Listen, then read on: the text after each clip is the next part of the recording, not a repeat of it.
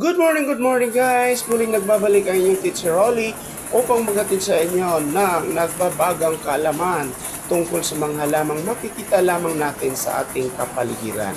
At sa pagkakataong ito guys ay itatampok natin sa inyo ang halamang tinatawag na golden photos. Ang golden photos guys ay may scientific name na Epipremum aureum, nakabilang sa pamilyang Arum family of Araceae. Ang golden photos ay native plants ng Morea in the Society of Islands of French Polynesia.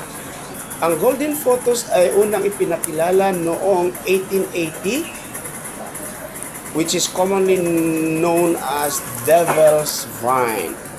It was introduced in the botany words by a scientist called Photos aureus.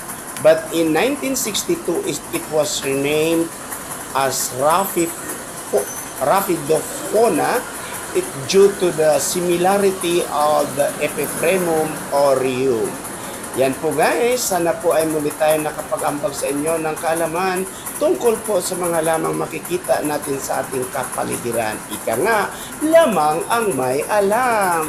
Muli, nagpapasalamat po ang inyong likod at sana po ay huwag niyo kalimutang i-share, i-subscribe at i-follow ang ating Facebook page, Rolly Masahista. Maraming salamat po. Happy watching. This is Sir Rolly.